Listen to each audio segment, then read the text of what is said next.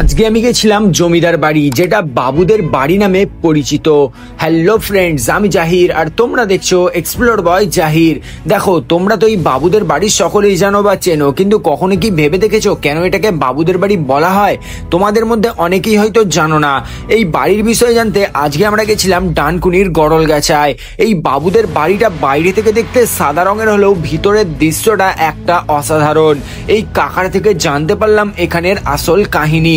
আর হ্যাঁ, এখানে শত শত বছর ধরে দুর্গাপুজো হয়ে আসছে, কিন্তু প্রশ্ন হচ্ছে এই দুর্গাপুজো করছে কারা, বা এই দুর্গাপুজো কত বছর ধরে হয়ে আসছে। দেখো বন্ধুরা, আমরা যখন ঢুকলাম সেখানে গিয়ে শুধু ভিতরের দৃশ্যগুলো দেখছিলাম যে কত সুন্দরভাবে বানানো হয়েছে। যাই হোক, এই বাড়িটি কে কে চেনো বা কে কে গিয়েছো অবশ্যই কমেন্ট করে জানিও। আর হ্যাঁ, এই বাড়িটির আসল কাহিনী যেটা আমরা তুলে ধরছি আমাদের ইউটিউব চ্যানেলের মধ্যে, তাই তোমরা চ্যানেলটিকে সাবস্ক্রাইব করতে পারো। আমরা এরকম অজানা রহস্য তোমাদেরকে জানতে সাহায্য করব। আজকের ভিডিওটা এতটাই, দেখা হচ্ছে পরের মিনি ভ্লগে। আর হ্যাঁ, ডেসক্রিপশনে ইউটিউব চ্যানেলের লিংক দেওয়া আছে। আর এই যে যাচ্ছ কোথায়, ফলোটা করে যাও।